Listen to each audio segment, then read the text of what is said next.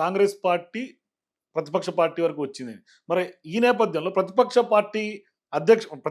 నేతగా ఉన్నటువంటి రాహుల్ గాంధీ పరిస్థితి. ఎందుకంటే ఆయన అక్కడి దాకా తీసుకెళ్లాలంటే భారత్ జోడో యాత్ర చేయాల్సి వచ్చింది.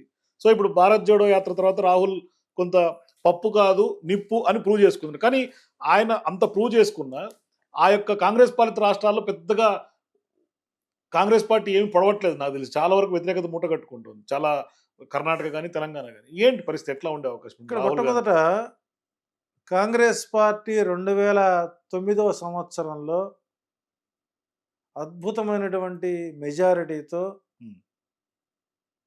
ఒక రకంగా చెప్పాలంటే రాజకీయ పార్టీ కాంగ్రెస్ పార్టీ ఉనికిని కాపాడింది వైఎస్ రాజశేఖర రెడ్డి. అవును. అది చరిత్ర చెప్పిన కథనం. హ్మ్. ఆ సమయంలో కాంగ్రెస్ పార్టీ తీసుకున్నటువంటి ఒక చారిత్రాత్మకమైన ఒక తప్పు జరిగింది. ప్రతి మనిషికి కూడా అదృష్టం, దురదృష్టం అనేటువంటివి కొంచెం ఒక సమమూసలో పోతుంటాయి. అవును.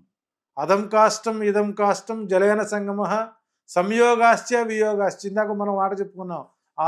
ఆవకింత అదృష్టం ఉంటే అవును. గుమ్మడికాయ ఎంత గుమ్మడికాయంత ఫలితాన్ని పొందొచ్చు అని. హ్మ్. ఆవకింత అదృష్టం ఉంది కాంగ్రెస్ పార్టీకి ఎప్పుడు 2009లో. 9లో. హ్మ్. కానీ ఆ సమయంలో సోనియా గాంధీ ఏదో మొరాలిటీ కోసం రాహుల్ గాంధీని ప్రధానమంత్రిని చేసే అవకాశం ఉన్నా హ్మ్. పెద్ద ఆయనకి మన్మోహన్ సింగ్కి ఇచ్చి ఓ రకంగా చెప్పాలంటే సోనియా గాంధీనే రాహుల్ గాంధీ రాజకీయ సమాధి చేసినట్టు అయిపోయింది.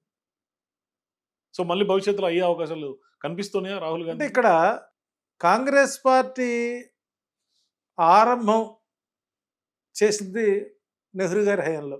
హ్మ్. ఒక 60 సంవత్సరాలు దాటిన తరువాత అంటే వ్యక్తిగత జాతకం 40 ఏళ్ల తర్వాత పనిచేయదు. ఏదైనా ఒక సంస్థ ఆరంభించిన తర్వాత 60 సంవత్సరాల తర్వాత ఆ పార్టీ వైభవం ఉండదు. మనం ఒక ఇల్లు కట్టుకున్న తర్వాత ఒక 100 సంవత్సరాల తర్వాత ఆ ఇంటి యొక్క పునాది నిలబడదు.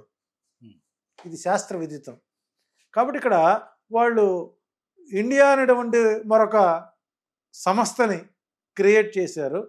సో అందులో ఉండేటువంటి వారందరూ నాయకులందరూ మనం చూసాం. సో ఆ ఎస్టాబ్లిష్ అయినటువంటి ముహూర్తం కానీ అటు కాంగ్రెస్ పార్టీ బలాబలాలు కానీ క్షీణించటం వల్ల బలమైన క్యాడర్ ఉన్నా కూడా హ్మ్. కాంగ్రెస్ పార్టీ తన ఉనికిని తాను చాటుకోలేకపోతుంది. ఎప్పటికైనా హ్మ్. మేల్కొని రాహుల్ గాంధీ యొక్క సోదరి ప్రియాంకా గాంధీ ప్రధానమంత్రి రేసులో కనుక ప్రకటించగలిగిన మమతా బెనర్జీ పేరుని ప్రకటించిన కాంగ్రెస్ తన ఉనికిని తాను కాపాడుకుంటుంది. ఆ రోజు 2009లో రాజశేఖర్ రెడ్డి కాంగ్రెస్ పార్టీ ఉనికిని చాటితే హ్మ్. ఆ ఉనికిని జగన్మోహన్ రెడ్డి పతనాన్ని చూడటం కోసం ఉపయోగిస్తే తండ్రి నిలబెట్టిన పార్టీ వాళ్ళే కూకట వేళ్లతో పెకలించుకున్నారు జగన్మోహన్ రెడ్డిని అరెస్ట్ చేయించి రాజకీయంగా. హ్మ్. మళ్ళీ కాంగ్రెస్ పార్టీ పుంజుకోవాలంటే జగన్మోహన్ రెడ్డి చెల్లెల్ని పార్టీలో చేర్చుకుంటేనో లేకపోతే భవిష్యత్తులో కల్వకుంట్ల కవితని పిసిసి పదవి ఇచ్చి కాంగ్రెస్ పార్టీలో చేర్చుకుంటేనో కాంగ్రెస్ పార్టీ మనుగడ సాగించలేదు. ప్రియాంకా గాంధీని ప్రధానమంత్రి రేసులో తీసుకురాగలిగిన నిర్ణయం తీసుకున్న రోజు కాంగ్రెస్ పార్టీ మరలా భారతదేశంలో పురుడు పోసుకుంటుంది. కానీ రాహుల్‌కైతే యోగం లేదు. లేదు.